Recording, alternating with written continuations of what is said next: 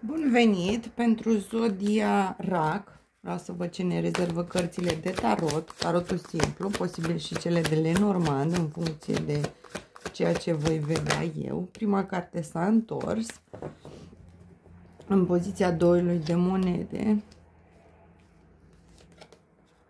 Bun. Și avem aici, la baza pachetului, avem Cavalerul de Cupe, o invitație, o ieșire, cineva vine și vă propune ceva. Aici cartea asta mie îmi spune două lucruri în același timp. Faptul că poate veni o invitație pe orice domeniu și faptul că vă va face plăcere această invitație, pentru că vine de la un rege de cupe. Regele de cupe este clar o persoană în zodie de apă, Rac, Scorpion sau Pești, și vine și ne face nouă o propunere aici, da? O propunere amoroasă, după părerea mea. Iar dumneavoastră stați așa puțin și întâi balansați între două situații, posibil ca să fiți deja prinși într-o altă situație, dar nici asta nu vă lasă chiar rece.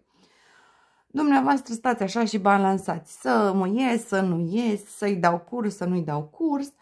În schimb, ceea ce vreau eu să spun aici este clar, veți lăsa în spate ceva.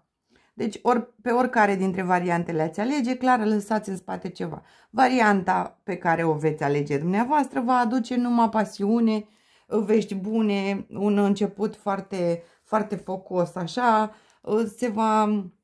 vor veni foarte multe mesaje, vor veni foarte multe informații, vor crea plăcere. Deci, orice ați decide va fi foarte bine. Acum două cărticele vă loc din Lenormand. Prima s-a întors și este cam la fel. Un drumul sau răscrucea, cum se spune. La baza pachetului avem inelul și aici avem vulpea.